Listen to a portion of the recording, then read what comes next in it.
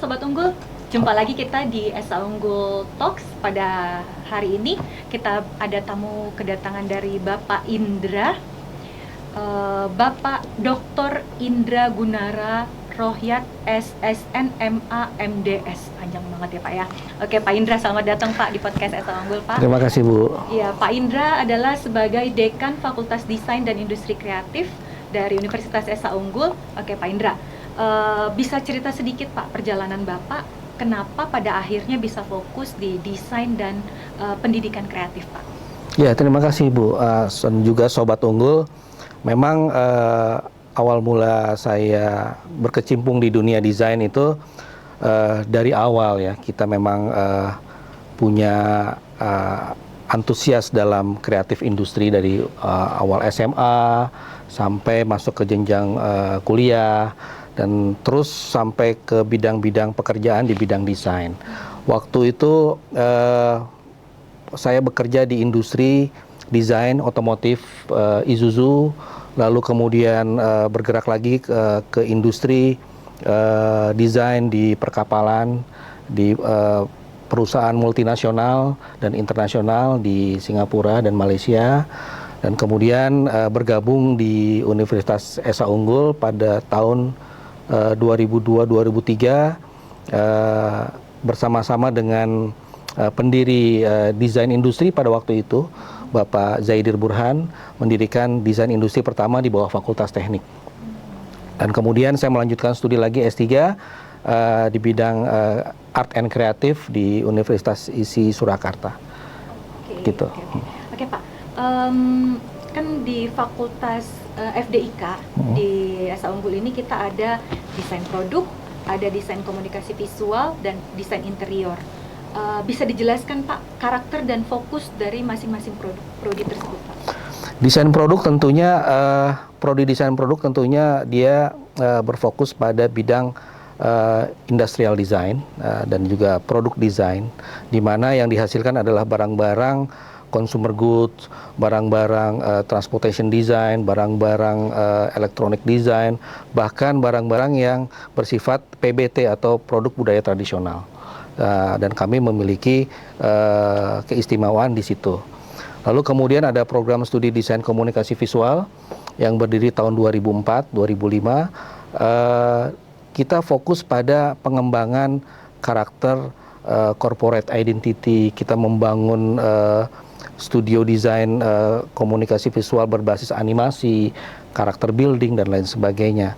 Dan untuk desain interior sendiri, kita memiliki pada awalnya fokus pada interior lingkungan. Namun perkembangan industri saat ini kita lebih fokus lagi kepada yang namanya interior transportation design, di mana keberadaan desain transportasi dewasa ini memerlukan tenaga-tenaga desain interior yang sangat handal di situ. Oke. Jadi itu perbedaannya Pak ya, karakter dari masing-masing itu Pak. Nah, kira-kira nih Pak, kenapa bidang desain dan industri kreatif ini menjadi sangat penting untuk Indonesia saat ini Pak? Oh, sangat penting sekali, di mana banjirnya order dari negara-negara luar gitu ya, terutama kepada industri kreatif, di mana industri kita itu lebih banyak kepada order-order seperti tukang jahit. Jadi mendapat order dibuat. Namun dengan adanya industri desain dan industri kreatif di Indonesia, para industriawan atau industrial di Indonesia itu lebih kepada bagaimana memikirkan research and development-nya, menciptakan peluang-peluang baru untuk produk-produk lokal dan produk internasional. Nah, di situ kuatnya pentingnya desain dan industri kreatif di Indonesia. Dan bahkan sangat pentingnya sehingga kita bisa membuat Indonesia lebih mandiri, ya, menghasilkan produk-produk dalam negeri yang sangat berkualitas dibanding dengan produk luar negeri, dan juga kita tidak akan kalah sepertinya seperti itu. Oke, berarti produk-produk hasil karya dari anak-anak Indonesia itu bisa bersaing di mancanegara ya Pak ya, dan sangat diakui. Sangat bisa. Oke. Nah, menurut Bapak nih Pak, problem utama apa yang ingin diselesaikan Fakultas Desain melalui program-program studinya Pak? Tentunya program di mindset ya, mindset para desainer-desainer lokal Indonesia, kita harus memiliki keberanian bahwa kita tidak kalah bersaing dengan internasional desainer gitu ya. Bahwa kita juga bahkan internasional desainer pun banyak juga berasal dari Indonesia. Oh ya? Begitu. Mungkin Seperti bisa disebutin, Pak? seperti Pak yang sekarang desainer dari Volkswagen. Itu dari Indonesia. Beberapa desainer Eropa dari Pininfarina juga ada dari Indonesia. Tentunya itu menjadi salah satu kekuatan kita yang belum terlihat ya, bahwa kita juga menghasilkan desainer-desainer yang kompetitif. Kami punya mahasiswa tahun 2005 namanya Monty Rossellini. Itu dia menjadi global designer. Dia sebagai desainer aksesoris, jewelry designer di dunia internasional. Dia sudah pameran di New York, dia sudah pameran di mana-mana di luar negeri gitu ya. Nah, base-nya dari desain produk Universitas Esa Unggul dan sudah melanglang buana di dunia internasional. Brandnya apa itu, Pak? Rossellini Jewelry. Oh, oke. Ya, bisa dicek juga nanti Rossellini Jewelry. Itu namanya Monty Rossellini. Ya, dia di Rossellini Jewelry dan dia sudah menjadi desainer internasional, dan itu memang lulusan dari Universitas Esa Unggul tahun 2005 itu. Nah, itu memang beberapa mahasiswa lain memiliki jalurnya yang berbeda. Namun pada hal ini problematikanya adalah di mahasiswa kita adalah kepercayaan diri. Bagaimana kita itu sejajar dengan mereka-mereka yang ada di luar negeri, yang di luar seperti misalnya desainer dari universitas dari Oxford maupun dari Birmingham. Sebenarnya kita tidak kalah, gitu. Cuman kesempatannya mungkin belum ada. Apabila ada kesempatan, kita bisa sangat bersaing, gitu. Oke, Pak. Nah, terkait tadi kurang percaya diri itu kan, Pak. Kalau di mancanegara terbukti ada satu mahasiswa dari Esa Unggul sudah bisa go internasional dengan ada brand yang sudah diakui ya, Pak ya. Tadi apa namanya? Rossellini Jewelry. Iya. Oke, itu base di mana dia sekarang, Pak? Mungkin saya juga kurang ini lagi ya, sudah kontaknya sudah nggak terlalu ini, tapi terakhir dia di Malaysia kalau nggak salah. Oke. Nah, terkait dengan percayaan diri tadi, Pak, kan sekarang ini semakin banyak orang tuh kalau desain larinya langsung ke AI, ya kan, Pak? Pakai dikit-dikit kalau ini desain udah nggak usah repot-repot, nggak usah bayar orang atau nggak usah cari desainer, ke AI aja gitu. Bagaimana pendapat Bapak terkait AI ini? Isu-isu AI ini sebenarnya bukan hanya isu desain ya. Dia isu juga di bidang-bidang lain seperti ekonomi, hukum, manajemen, dan lain sebagainya sudah menjadi isu. Bahwa AI ini memang memudahkan bekerja lebih cepat. Namun dalam hal ini, khusus di bidang desain, AI ini digunakan sebagai sarana tambahan. Ya, mereka bisa mencari brainstorming atau mengeluarkan ide-ide baru menggunakan AI. Dan sekarang kita akan mencoba memasukkan AI ke dalam kurikulum, bahwa AI ini bukan sebagai momok atau bukan sebagai gangguan bagi desain, tapi sebagai nilai tambah. Ya, bahwa hasil dari kreativitas AI ini tentunya sepenuhnya belum bisa menggantikan manusia, di mana proses kreatif itu belum bisa digantikan. Nah, mahasiswa menggunakan AI atau siapapun menggunakan AI di bidang desain maupun seni, itu tentunya harus mengerti proses kreatif, di mana prompt-prompt yang diketik di dalam AI itu tentunya harus dilakukan pembelajaran terlebih dahulu. Bagaimana dasar-dasar desain, advance design, sehingga bisa mengetik prompt di AI. Nah, kalau tidak memiliki basic design yang kita sudah ajarkan selama ini di universitas, itu tentunya tidak bisa juga menggunakan AI. Sehingga AI ini hanya sebagai tools menghasilkan hasil akhir yang kira-kira mirip dengan hasil akhirnya. Namun dewasa ini, AI di bidang seni terutama itu sama sekali tidak bisa menggantikan. Kenapa? Karena AI itu atau artificial intelligence hanya intelligent by engine atau by mesin. Sedangkan kita human itu bisa mengeluarkan rasa. Sedangkan hasil dari AI itu tidak ada rasa. Tidak transfer. Saya membuat puisi yang menggetarkan rasa.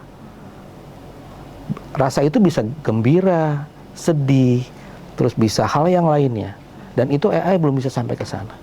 Ya, soal rasa itu penting atau feeling, sehingga hasil AI itu masih bersifat flat ya, masih bisa kita bermain di bidang-bidang yang lainnya. Sehingga kalau misalnya di bidang lain selain desain, AI itu kebutuhannya untuk mempercepat sesuatu progres pekerjaan. Misalnya di bidang manajemen, gitu ya. Di bidang manajemen, AI digunakan untuk membuat sebuah report. Bagaimana tampilan visualnya, bagaimana hasil reportnya, tentunya di bidang yang lain pun dia harus memahami prompt apa yang ditulis. Sedangkan untuk menulis prompt itu harus menggunakan pembelajaran ilmiah sebelumnya yang dilakukan di universitas maupun di sekolah-sekolah yang lain. Sehingga pentingnya pembelajaran itu di sekolah desain maupun yang lain itu membantu menghasilkan hasil-hasil yang dihasilkan oleh AI. Sehingga mahasiswa tanpa pembelajaran di bidang basic design, dia tidak bisa menggunakan AI. Apa yang mau dibikin promptnya di situ? Kira-kira seperti itu. Sehingga mahasiswa atau calon mahasiswa desain gitu sangat bagus untuk mengenal apa itu AI. Ya, sehingga itu menjadi sebuah alat bantu mereka. Gitu saja. Oke.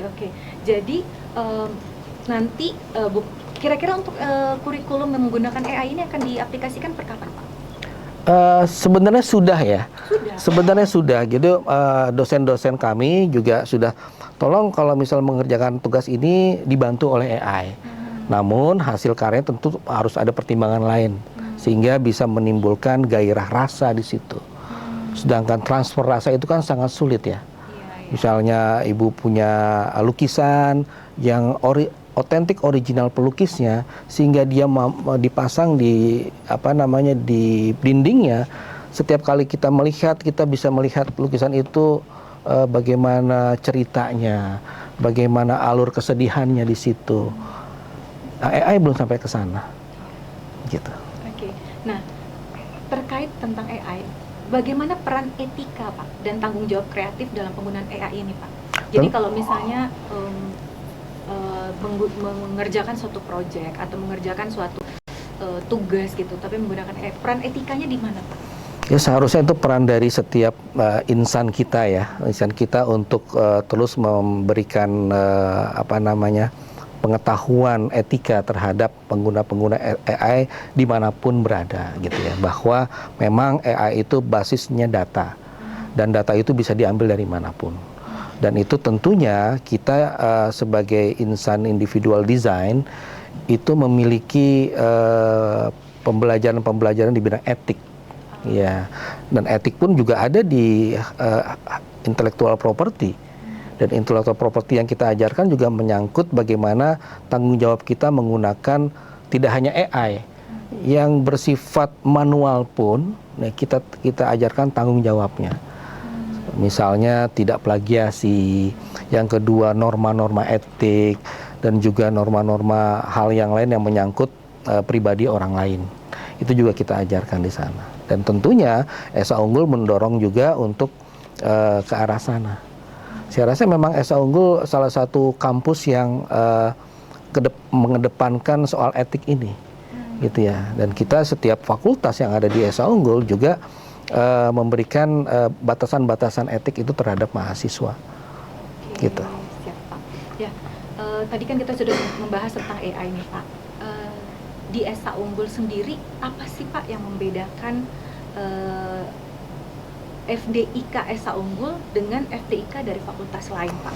Ya, Mungkin terima Bapak kasih. bisa jelaskan satu persatu perbedaannya yang membuat, kita lebih unggul loh dari bidang ini, dari bidang ini. Ya, oke.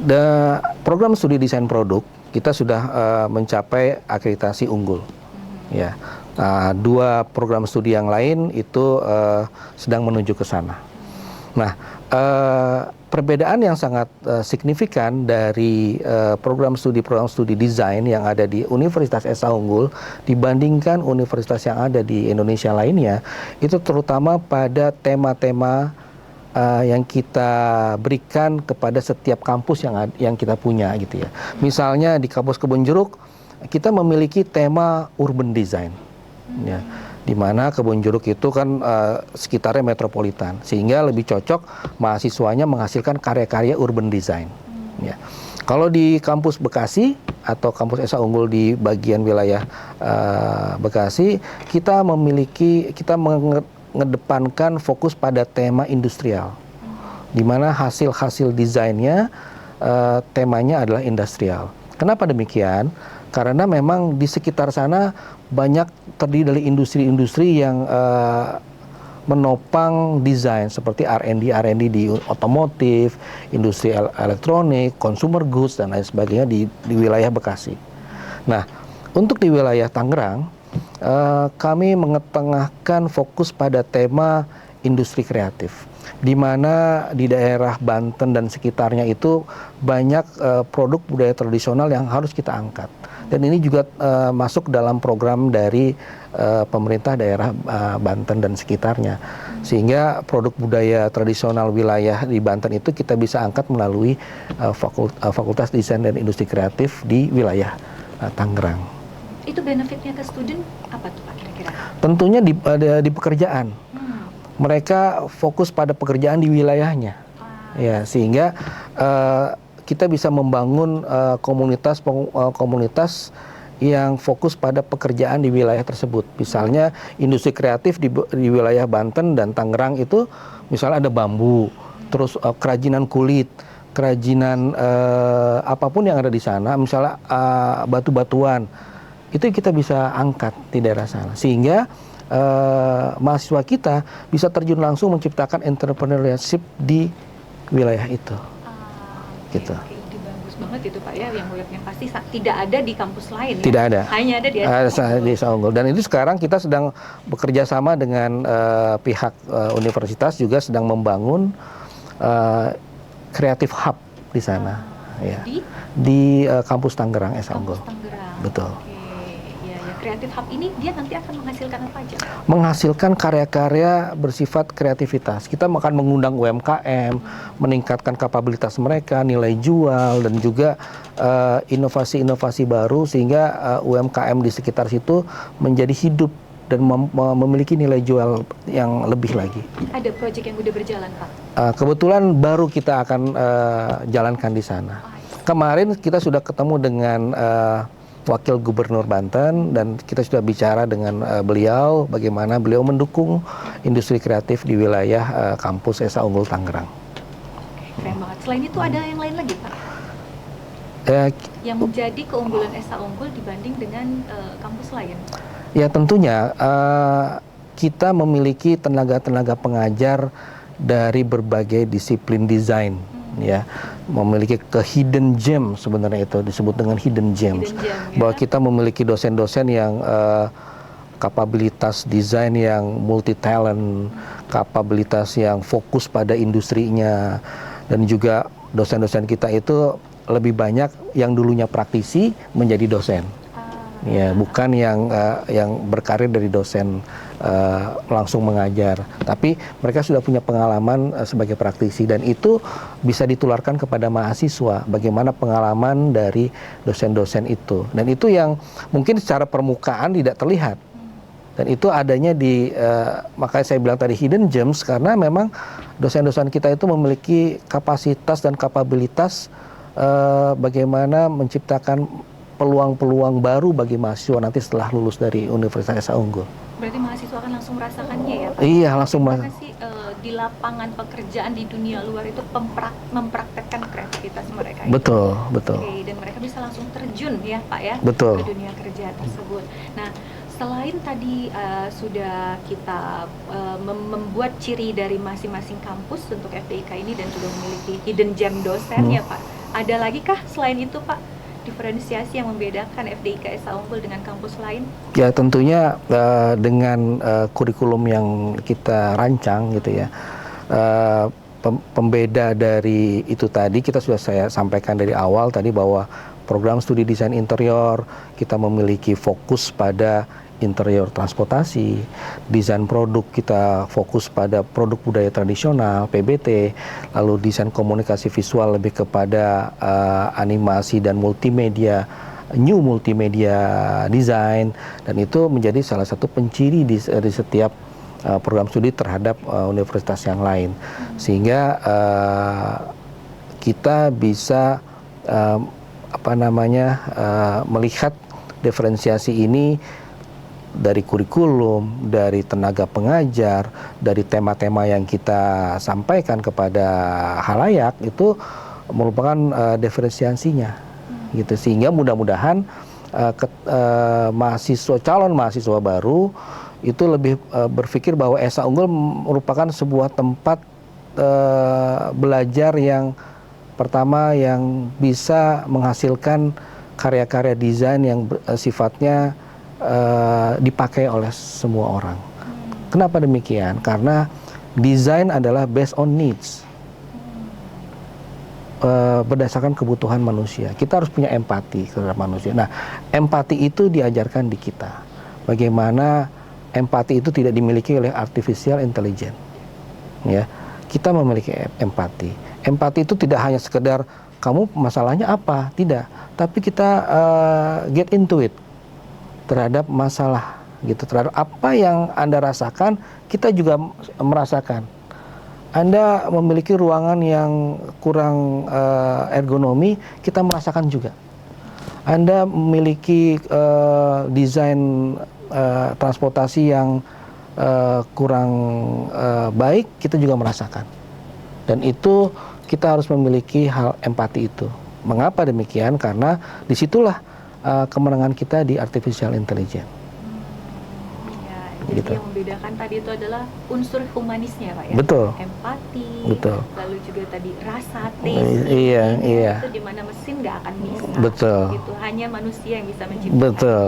Jadi kalaupun nanti calon mahasiswa sobat unggul yang masih takut milih FDIK akan tersaingi sama AI, itu nggak perlu khawatir. Betul. Karena AI nggak akan pernah bisa memiliki feeling, nggak akan pernah bisa memiliki empati ya Pak ya.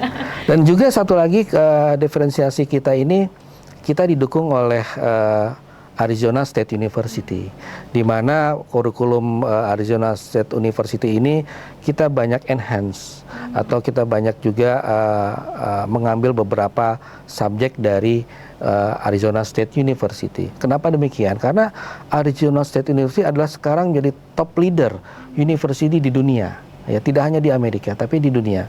Dan juga kita berafiliasi ke sana juga.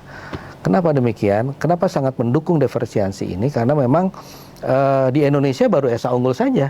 Itu sangat satu-satunya sehingga menjadi sebuah aspek difference dari universitas yang lain. Dan itu kita mencoba agar calon mahasiswa baru yang datang ini, kita coba memblendkan diri dengan Arizona State University yang memiliki nama yang baik di Amerika Serikat. Kalau kurikulum yang udah terpakai Pak, berapa persen yang udah terserap? Maksudnya udah ter-enhance dalam kegiatan belajar mengajar sehari-hari? Sekarang up to 80-90%. Ya sudah hampir semua. Betul. Kurikulum yang digunakan di FDIK Esa Unggul Iya. di-enhance dari Arizona State University, di mana Arizona State University adalah number one innovation university in the world ya Pak ya. Betul. Oke. Itu sangat-sangat membedakan Esa Unggul dengan yang lain ya Pak ya. Iya. Nah, di samping itu Pak, kita membicarakan tentang Powered by Arizona State University ini.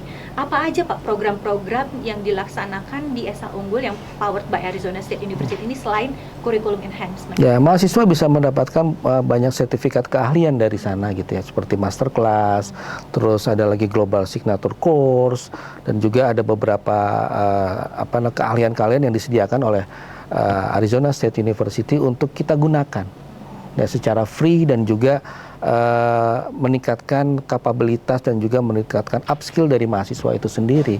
Dan itu merupakan suatu keuntungan bagi calon mahasiswa baru maupun mahasiswa yang sudah hadir di sini.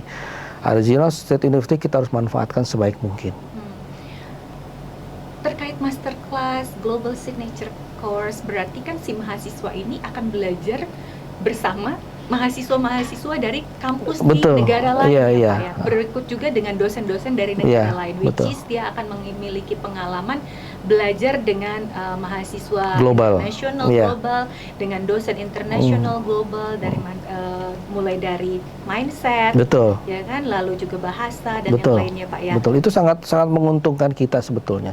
Dengan kerjasama Powered by ISU itu memang sangat menguntungkan bagi sisi mahasiswa untuk bersaing di tingkat global maupun lokal. Ya. Sudah pernah ada change students nggak Pak? Kita baru ada student internasional masuk ke Fakultas Desain. Kemarin ada beberapa masuk dari negara lain ya ke desain komunikasi visual, dan itu kita welcome. Dari negara apa aja Pak? Dari Timor Leste, betul. Timor Leste. Betul. Oke. Nah kalau dosen? Dosen kita akan ada pertukaran dosen dengan Budapest, akan dilakukan pada Februari 2027. Budapest University. Oh iya, University. Oke, ya. Selain itu Pak, apa ada lagi? Kerjasama kita di Fakultas Desain Industri Kreatif ini, pertama kami juga diundang karena Fakultas Desain dan Industri Kreatif ini mengusung tema inklusivitas ya, sehingga mereka yang dari mancanegara juga tertarik dengan inklusivitas yang ada di Fakultas Desain dan Industri Kreatif. Sehingga kemarin kita diundang oleh lembaga inklusi dari Rusia ya, kebetulan saya dengan Pak Wadek, Pak Muhammad Fauzi pergi ke sana untuk menerangkan bagaimana inklusivitas yang terjadi di Fakultas Desain dan Industri Kreatif gitu ya.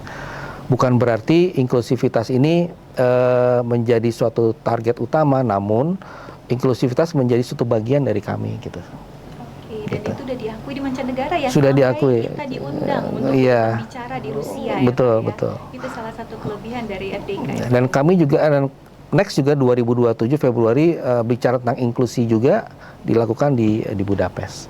2027 besok.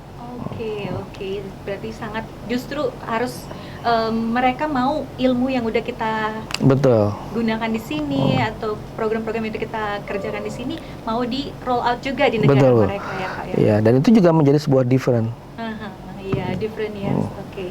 Dan untuk terkait inklusi ini apakah hanya di SA Unggul atau di kampus lain juga ada Pak? Sebenarnya ada di kampus lain, namun motor dari inklusi ini ternyata memang adanya di SA Unggul. I see. Berarti SA Unggul motor dari inklusi studi university dan terutama di Fakultas Desain. Kenapa demikian? Karena memang kami memiliki wakil dekan yang inklusi ya, dia memiliki keterbatasan pendengaran, namun dengan semangatnya, dengan proyek inklusi kita di fakultas, sehingga beliau mencapai jabatan wakil dekan, gitu. Dan itu beliau tercatat menjadi salah satu mahasiswa inklusi dari universitas, dulu dia lulusan dari Institut Seni Surakarta dan mendapat rekor muri. Boleh disebut namanya Pak? Dr. Muhammad Fauzi. Oke, Dr. Muhammad Fauzi ya, yang mendapat rekor muri. Iya, betul. Jadi dokter pertama inklusi ya Pak, iya, dan betul. juga wakil dekan. Betul. Oke. Ya, itu tadi sudah dijelaskan tentang diferensiasi dari FDIK di SA Unggul ya Pak ya. Banyak sekali ternyata ya Pak ya. Iya, kalau kita gali sebenarnya lebih banyak lagi. Lebih banyak karena memang kita bergerak bukan hanya untuk fakultas dan universitas, tapi kita juga bergerak untuk Indonesia. Gitu. Bagaimana Pak Dr. Muhammad Fauzi ini bisa mendapatkan rekor muri karena memang mindsetnya untuk Indonesia. Motor penggeraknya dari SA Unggul ya? Iya, ya? betul. Oke. Nah, terkait tadi tentang kita sudah membicarakan tentang kelebihan dari SA Unggul, kerjasama yang dilakukan FDIK SA Unggul ini kerjasamanya kemana aja Pak? Apakah dengan kementerian atau dengan negara? Tentunya dengan biro kerjasama yang ada di universitas, kita dibantu oleh mereka bekerja sama melakukan kerjasama pendidikan, pembelajaran di luar maupun di dalam negeri. Bisa disebutkan Pak? Banyak sekali kalau mau disebutkan ya. Yang paling hint. Yang paling hint apa ya? Paling hint itu memang kemarin kita kerjasama dengan Sekolah Rakyat ya. Oke. Motornya dari Dr. Muhammad Fauzi. Bagaimana Sekolah Rakyat ini bekerja sama dengan awalnya dari Fakultas Desain dan Industri Kreatif, namun pada akhirnya satu fakultas yang lain di universitas ikut mengembangkan hal ini. Sekolah Rakyat yang dikembangkan oleh pemerintah Indonesia, tentunya dari Kementerian Sosial. Kementerian Sosial. Betul. Yang lainnya ada lagi Pak?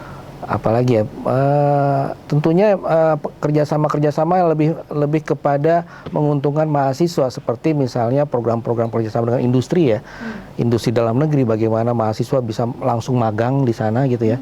Jadi kerjasama ini penting, mendapatkan tempat magang, kerja praktek maupun bekerja. Nah, kerjasama dengan industri ini memang sangat penting untuk kemajuan mahasiswa itu sendiri. Terkait tadi tentang kerjasama industri Pak, bagaimana tentang career readiness mereka Pak, penyerapan di dunia kerja itu? Oke, sampai pada hari ini itu waktu tunggu kerja itu memang cukup baik ya di Fakultas Desain Industri Kreatif, itu 3-4 bulan. Oh, berarti 3-4 bulan begitu lulus udah langsung terserap? Terserap. Oke. Nah, itu yang pertama. Yang kedua, keuntungan lagi bahwa kita juga mengajarkan kepada mahasiswa kami di Fakultas Desain di setiap prodi itu sebagai entrepreneurship.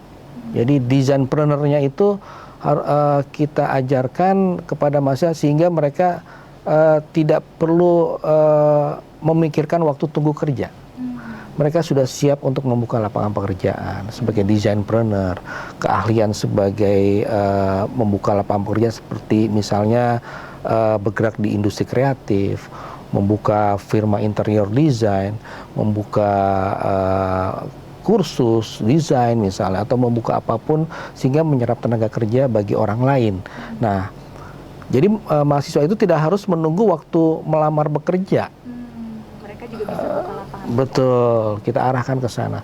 Nah, itu desainpreneur ini menjadi salah satu moto kita di Fakultas Desain Industri Kreatif. Terkait tentang entrepreneurship ya Pak ya. Kemarin tuh saya ada dengar katanya Esa Unggul dapat lumayan banyak mendapatkan hibah untuk entrepreneurship ya Pak. Ada. Itu mungkin bisa ada kebagian nggak Pak? Di Fakultas Desain itu bukan nggak kebagian, mungkin nggak masukin proposalnya kali ya. Bukan nggak kebagian, tapi entrepreneurship ini mahasiswa kita sudah memiliki jiwa itu. Sesuai dengan moto dari universitas kita ke arah sana, entrepreneurship.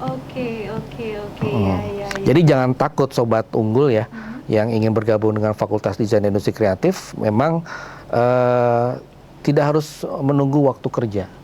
Ya, dia memiliki jiwa entrepreneurship yang kita didik mulai dari semester awal. Di dalam kurikulum juga, bahwa year 1, year 2, tahun pertama, tahun kedua kita memberikan pembekalan basic design.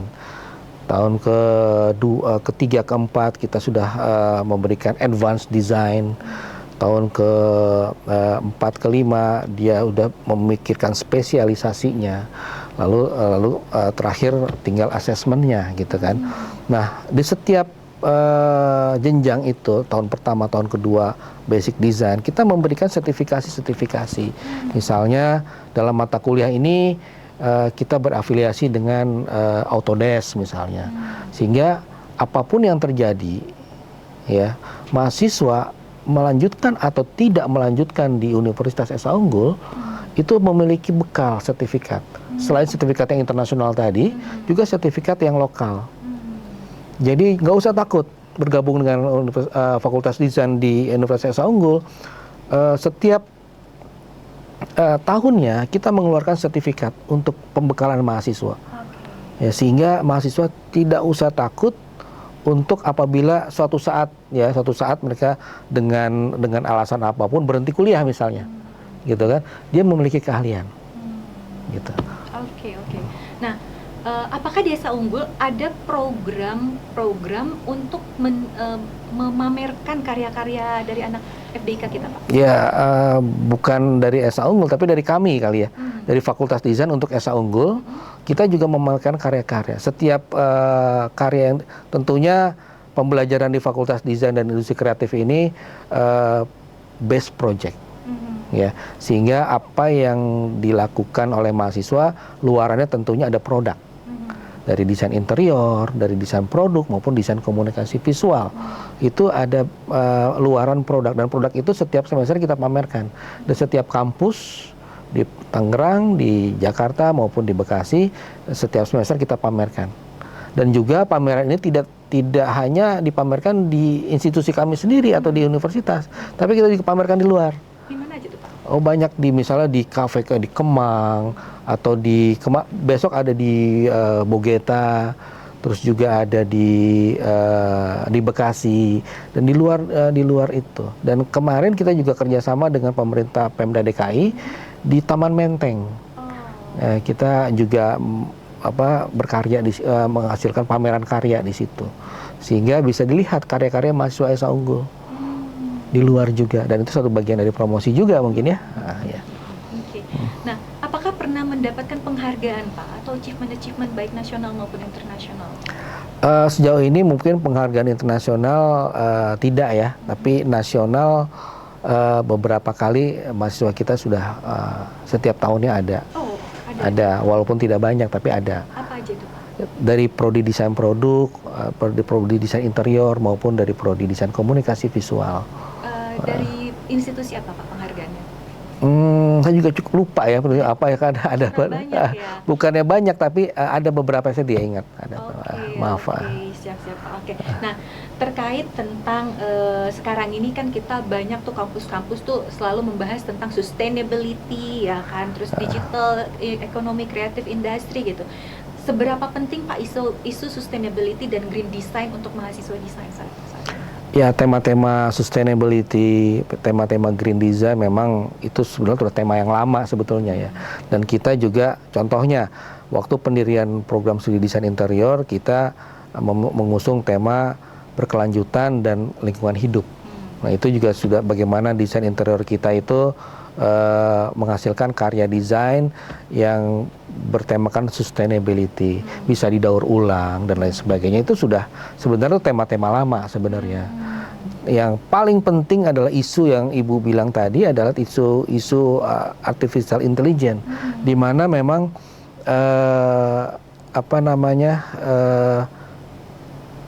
calon mahasiswa baru dalam menangani isu ini mungkin agak sedikit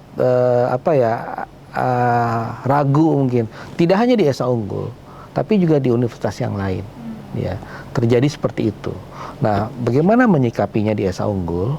Memang kita harus benar-benar mengajarkan kepada calon mahasiswa baru maupun mahasiswa yang sudah ada di sini itu bagaimana sifat empatinya, ya.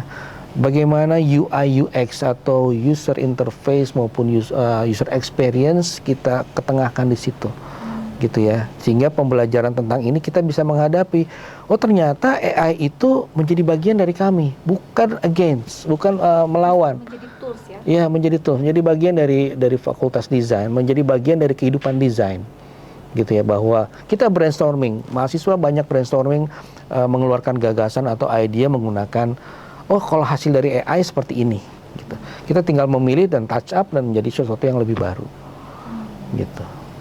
Oke, tetap harus ada human touch-nya di akhir ya Pak ya? Harus. Kenapa? Karena untuk menimbulkan rasa. Kan di dalam ruangan ini juga kita bisa lihat barang-barang desain produk, desain interior, desain komunikasi visual itu mulai dari ujung kaki sampai ujung kepala itu kan adalah human interface semua. Iya, betul. Gitu. Pak, ya. Terakhir saya pernah dengar tuh ada project bareng sama teknik informatika tuh Pak. Jadi pembuatan game. Boleh diceritakan sedikit? Itu ide dari informatika karena mereka perlu yang namanya human interface, user interface. User interface itu tampilan luar. Kalau ilmu informatika atau ilmu komputer itu bagaimana dia memikirkan sistem, ya. Untuk bicara promosi keluar, dia perlu tampilan dan tampilan itu kita provide. Kita sediakan untuk dari orang desain, dari DKV maupun desain yang lain. Itu informatika, ilmu komputer itu lebih kepada bagaimana sistem ini bisa berjalan. Nah, untuk memperlihatkan bahwa sistem ini menarik untuk khalayak, dibutuhkan pendekatan desain. Gimana desain selalu memikirkan appearance atau lookingnya, ya appearance atau lookingnya atau kelihatannya seperti apa. Misalnya ibu melihat website, dalam sistem website di dalam bahasa JavaScript atau dimiliki oleh Fakultas Ilmu Komputer. Namun tampilan website yang di luar itu wilayah kami. Kerjasamanya seperti itu kira-kira. Kerjasama itu ya. Iya. Jadi untuk pembuatan gamesnya orang teknik komputer ya, atau orang fakultas ilmu komputer, tapi untuk tampilannya, desainnya segala macam itu dari FDIK. Itu kolaborasi yang sangat bagus ya Pak ya. Iya. Oke, closing nih Pak, terakhir Pak, kira-kira nih Pak, pesan apa yang ingin Bapak sampaikan ya ke mahasiswa SA Unggul, bukan mahasiswa, ke Sobat Unggul ya, atau calon mahasiswa SA Unggul di luar tuh, jangan sampai biar supaya mereka nggak ragu ngambil fakultas FDIK, dan juga biar supaya mereka ngambilnya itu di Universitas SA Unggul. Dua hal itu Pak. Ya, bagi Sobat Unggul, silakan memilih Fakultas Desain dan Industri Kreatif. Di sini kita memiliki 3 program studi, desain interior dengan spesialisasinya seperti ada home design, apartemen, terus ada hal yang lain ya di situ ya, spesialisasi di desain interior. Tentunya ada transportation design. Lalu desain produk kita memiliki program PBT, yaitu produk budaya tradisional. Lalu ada industri otomotif, industri aksesoris dengan jewelry di dalamnya. Lalu ada fashion design di dalam desain produk. Nah, spesialisasi ini itu tentunya karena setiap manusia memiliki keinginan yang berbeda-beda. Ibu punya cita-cita, saya pengen jadi fashion designer. Nah, kita punya fashion designer di sini, gitu ya. Lalu di desain komunikasi visual, di mana kita juga bergerak kepada new multimedia seperti animasi, terus ada kita bikin game design, dan itu karakter-karakter spesialisasi ini memiliki segmen-segmen yang berbeda, sehingga kita bisa mudah-mudahan mahasiswa tertarik ya, karena banyak pilihan menu spesialisasi di fakultas kami gitu ya. Tidak hanya DKV saja, tapi di dalam DKV ada menu lain. Ada spesialisasi lain. Betul, di desain produk ada spesialisasi yang lain. Di interior juga sama. Di interior mau mendesain apartemen, interior apartemen silakan. Mau rumah housing silakan. Ya, mau RV silakan. Ya, misal RV sekarang lagi ngetren ya. Misalnya kayak RV itu mobil bergerak yang interiornya bisa kita eksplorasi lebih jauh di sana.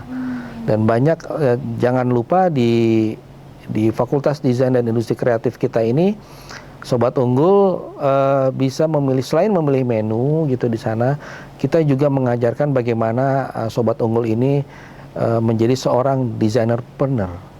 Design-preneur ini semakin kalian bisa percaya diri tanpa menunggu waktu kerja yang lebih lama, bahkan menciptakan lapangan pekerjaan itu sendiri gitu. Saya rasa seperti itu. Oke, itu thank you Pak. Untuk penjelasannya itu akan membuka mindset Sobat Unggul ya, terutama yang masih ragu untuk memilih FDIK atau enggak, punya desire untuk jadi orang desain, tapi nanti digantikan ternyata enggak akan digantikan AI ya Pak ya, karena kita ada sisi humannya ya Pak, humanisnya yang itu akan kemungkinan besar akan sulit untuk digantikan AI. Betul. Gitu Pak. Terima kasih Pak. Terima kasih. Indra untuk waktunya, untuk penjelasannya. Semoga ini bisa membantu para Sobat Unggul dalam membuat keputusan.